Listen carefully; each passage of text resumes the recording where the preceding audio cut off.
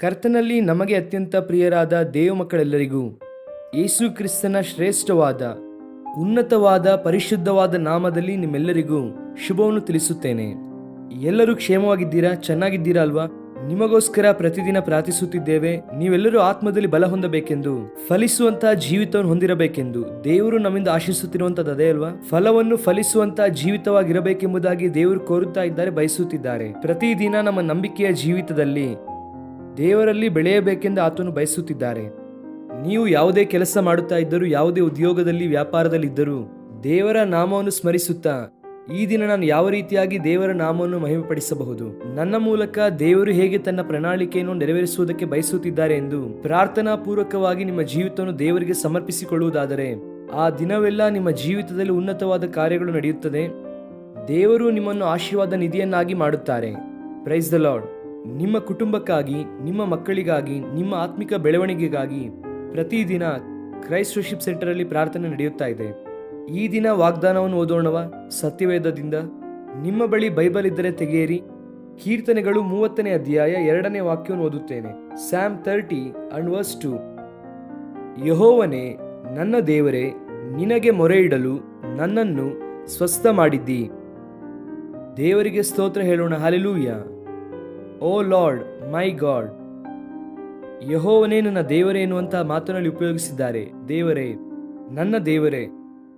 ದೇವರು ನಿನಗೆ ದೇವರಾಗಿ ಇದ್ದಾರಾ? ಯೇಸು ಕ್ರಿಸ್ತನು ದೇವರೆಂಬುದಾಗಿ ಕೆಲವರು ನಂಬುತ್ತಾ ಇದ್ದಾರೆ, ಆದರೆ ಪರಿಪೂರ್ಣವಾಗಿ ದೇವರನ್ನು ತಮ್ಮ ದೇವರನ್ನಾಗಿ ಮಾಡಿಕೊಂಡಿಲ್ಲ. ನೀವು ಎಲ್ಲಿ ಬೇಕಾದರೂ ನೋಡಿರಿ, ಅರಸನಾದ ದಾವೀದನು ತನ್ನ ಕೀರ್ತನೆಗಳನ್ನು ಬರೆಯುವಾಗ ಈ ಪರ್ಸನಲ್ ಕನೆಕ್ಷನ್ ಎನ್ನುವಂಥದ್ದು ನಮಗೆ ಕಾಣಿಸುತ್ತದೆ. ನನ್ನ ಕುರುಬನು ಎಂಬುದಾಗಿ ಹೇಳುತ್ತಾನೆ ಅಲ್ವಾ 23ನೇ ಕೀರ್ತನೆಯಲ್ಲಿ, ಯೆಹೋವನು ನನಗೆ ಕುರುಬನು, ಕೊರತೆ ಪಡೆನು ಎಂಬುದಾಗಿ. 18ನೇ ಕೀರ್ತನೆ ಓದುವಾಗ ಯೆಹೋವನೇ ನನ್ನ ಬಲವು ಎಂಬುದಾಗಿ ಹೇಳುತ್ತಾನೆ. ನನ್ನ ಬೆಳಕು, ನನ್ನ ರಕ್ಷಕನು, ನನ್ನ ಗುರಾಣಿ, ನನ್ನ ಕೇಡ್ಯ, ನನ್ನ ಬಂಡೆ, ನನ್ನ ಪಾಲು, ನನ್ನ ಸ್ವಾಸ್ಥ್ಯವಾಗಿದ್ದಾನೆ. ಈ ರೀತಿಯಾದಂಥವುಗಳನ್ನು ಬರೆಯುವುದರಲ್ಲಿ ದಾವೀದನ ಉದ್ದೇಶವೇನು? ಯಾಕೆ ಎಲ್ಲಾ ಕಡೆಯಲ್ಲೂ ಕೂಡ ನನ್ನ ಎಂಬುದಾಗಿ ಉಪಯೋಗಿಸಿದ್ದಾರೆ ಅಂದರೆ, it shows the personal connection that he had with the lord. ದೇವರೊಂದಿಗೆ ತನಗೆ ಇರುವಂತಹ ಅನುಭವವನ್ನು ಸೂಚಿಸುವಂತಹ ಪದಗಳವೆಲ್ಲವೂ ಕೂಡ. ನಿನಗೆ ಅಂತಹ ಅನುಬಂಧ ದೇವರೊಂದಿಗೆ ಇದೆಯಾ? ಪರಿಪೂರ್ಣವಾಗಿ ಹೇಳುತ್ತೀಯಾ?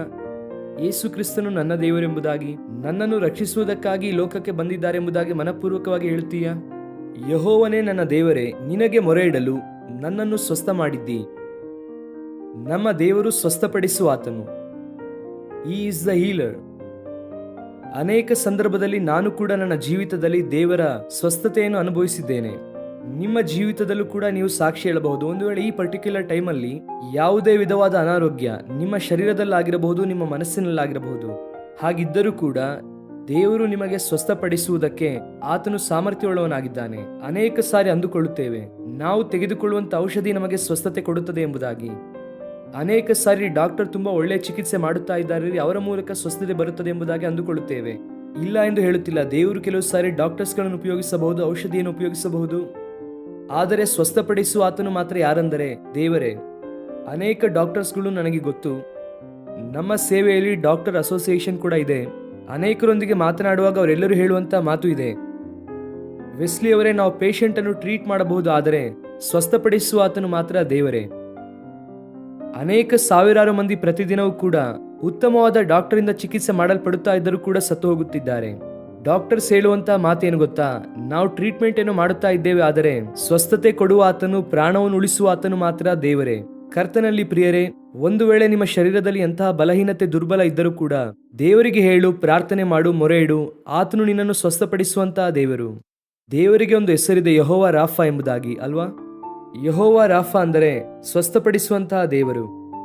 ನಿನ್ನ ಜೀವಿತದಲ್ಲಿ, ನನ್ನ ಜೀವಿತದಲ್ಲಿ ದೇವರು ತನ್ನ ಮಹಿಮೆಯನ್ನು ಸುರಿಸಿ ಸ್ವಸ್ಥಪಡಿಸಬೇಕೆಂದು ಕೋರುತ್ತಾ ಇದ್ದಾನೆ. ಹೊಸ ಒಡಂಬಡಿಕೆಯಲ್ಲಿ ನಾವು ನೋಡುವಾಗ ಯೇಸು ಕ್ರಿಸ್ತನು ಈ ಲೋಕದಲ್ಲಿ ಜೀವಿಸಿದ ಕಾಲದಲ್ಲಿ ಅನೇಕರನ್ನು ಆತನು ಸ್ವಸ್ಥಪಡಿಸಿದನು.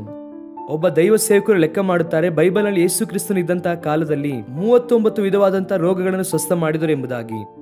ಶಿಲುಬೆಗೆ ಹೋಗುವುದಕ್ಕಿಂತ ಮುಂಚೆ ಯೇಸು ಕ್ರಿಸ್ತನು 39 ಚಾಟಿ ಏಟುಗಳನ್ನು ಆತನು ಹೊಡೆಸಿಕೊಳ್ಳುತ್ತಾನೆ. ನಮ್ಮ ಗಾಯಗಳನ್ನು ಸ್ವಸ್ಥಪಡಿಸುವುದಕ್ಕಾಗಿ, ನಮ್ಮ ರೋಗದಿಂದ ದೇವರು ಗುಣಪಡಿಸುವುದಕ್ಕಾಗಿ, ಮಾನಸಿಕವಾಗಿ ಕುಗ್ಗಿ ಹೋಗಿರುವಂತ ನಮ್ಮನ್ನು ಮೇಲೆತ್ತುವುದಕ್ಕಾಗಿ ನಮ್ಮ ನಿಮಿತ್ತ ಯೇಸು ಕ್ರಿಸ್ತನು ಆ ಏಟುಗಳನ್ನು ಒಡೆಸಿಕೊಂಡನು, ಆ ಬಾಧೆಯನ್ನು ಸಹಿಸಿಕೊಂಡನು. You can claim your healing in the name of Jesus today. Yesu ಕ್ರಿಸ್ತನ ನಾಮದಲ್ಲಿ ನೀವು ಸ್ವಸ್ಥತೆಯನ್ನು ಕ್ಲೇಮ್ ಮಾಡಿಕೊಳ್ಳಬಹುದು. ನಾನು ಆಗಾಗ್ಗೆ ಹೇಳುವಂತಹ ಮಾತು ಒಂದೇ, ಪ್ರಾರ್ಥನೆ ಮಾಡುವಂಥದ್ದು ನಮ್ಮ ಕರ್ತವ್ಯ, ನಮ್ಮ ಬಾಧ್ಯತೆ. ಅದ್ಭುತವನ್ನು ಮಾಡುವಂಥದ್ದು ಏಸಯ್ಯನ ಬಾಧ್ಯತೆ. ಆತನಿಗೆ ನಮ್ಮ ಜೀವಿತದಲ್ಲಿ ಅದ್ಭುತವನ್ನು ಮಾಡುವುದಕ್ಕೆ ಇಷ್ಟ. ನಾವು ಮಾಡಬೇಕಾದದ್ದೇನೆಂದರೆ, ಯೆಹೋವನೇ ನನ್ನ ದೇವರೇ, ನಾನು ನಿನಗೆ ಮೊರೆ ಇಡಲು ಇದುವರೆಗೂ ಮನುಷ್ಯರ ಬಳಿ ಮೊರೆ ಇಟ್ಟು ಬಳಲಿ ಹೋಗಿದ್ದೀಯೇನೋ, ಅಧಿಕಾರಿಗಳು ರಾಜಕಾರಣಿಗಳ ಬಳಿ ಹೋಗಿ ಬಳಲಿ ಹೋಗಿದ್ದೀರೇನೋ, ಆದರೆ start crying in the presence of god. ದೇವರ ಸಮ್ಮುಖದಲ್ಲಿ ಪ್ರಾರ್ಥಿಸಿ. ನಿಮ್ಮ ಪ್ರತಿ ಬಲಹೀನತೆಯನ್ನು ಆತನು ನೀಗಿಸುತ್ತಾರೆ. ಬಿಡುಗಡೆ ಕೊಡುವಂತಹ ದೇವರು. Let us claim our healing physically and emotionally in the name of Jesus today. ದೇವರು ನಿಮಗೆ ಸ್ವಸ್ಥತೆ ಕೊಡಬೇಕೆಂದು ಕೋರುತ್ತಿದ್ದಾರೆ. ಕ್ರೈಸ್ಟ್ ವರ್ಶಿಪ್ ಸೆಂಟರ್ ಅಲ್ಲಿ ಪ್ರಧಾನವಾದ ಅಂಶ ರಕ್ಷಣೆಯ ಕುರಿತಾಗಿ, ರಕ್ಷಣೆಯಲ್ಲಿ ಬೆಳೆಯುವುದರ ಕುರಿತಾಗಿ, ನಂಬಿಕೆಯಲ್ಲಿ ಬಲ ಹೊಂದುವ ಸಂದೇಶಗಳನ್ನು ಕೊಡುತ್ತಿದ್ದೇವೆ. ಆ ನಂತರವಾಗಿ ಮಾಡುವಂತಹ ಪ್ರಾರ್ಥನೆಯಲ್ಲಿ ಅನೇಕರಿಗೋಸ್ಕರ ಪ್ರಾರ್ಥಿಸುವಾಗ ದೇವರೇ ಅನೇಕರನ್ನು ಸ್ವಸ್ಥಪಡಿಸುತ್ತಾ ಇದ್ದಾರೆ. ಬಹಳ ಜನ ಉತ್ತಮವಾದ ಸಾಕ್ಷಿಯನ್ನು ಕೊಡುತ್ತಾ ಇದ್ದಾರೆ ಪ್ರತಿ ಭಾನುವಾರ ಹಾಗೂ ಶುಕ್ರವಾರ. ಕರ್ತನು ನಮ್ಮ ಜೀವಿತದಲ್ಲಿ ಅದ್ಭುತ ಆಶ್ಚರ್ಯ ಕಾರ್ಯಗಳನ್ನು ಮಾಡಿದ್ದಾರೆ ಎಂದು. ಅಮ್ಮ, ಅಯ್ಯ, ದೇವರಿಗೆ ಮಹಿಮೆ. ನಿಮ್ಮನ್ನು ಸ್ವಸ್ಥಪಡಿಸಿದ್ದು ದೇವರೇ. ಆತನೇ ರಕ್ಷಣೆಯ ಕರ್ತನು, ಆತನೇ ಆರೋಗ್ಯವನ್ನು ಕೊಡುವ ಆತನು. ಆತನನ್ನು ಸ್ತುತಿಸಿರಿ ಎಂಬುದಾಗಿ ಎಲ್ಲರಿಗೂ ಕೂಡ ಹೇಳಿ ಕಳಿಸುತ್ತೇವೆ. ಈ ದಿನ ಈ ವಾಗ್ದಾನವನ್ನು ಕ್ಲೇಮ್ ಮಾಡಿಕೊಂಡು ದೇವರಿಗೆ ಸ್ತೋತ್ರ ಮಾಡಿರಿ. ದೇವರು ನಿಮಗೆ ಸ್ವಸ್ಥತೆಯನ್ನು ಅನುಗ್ರಹಿಸುವವನಾಗಿದ್ದಾನೆ. ಪ್ರಾರ್ಥನೆ. ಪ್ರೀತಿಯುಳ್ಳ ತಂದೆ, ನೀವು ಮಾತನಾಡಿದ ಪ್ರತಿಯೊಂದು ಮಾತಿಗೋಸ್ಕರ ಸ್ತೋತ್ರ ಅಪ್ಪ.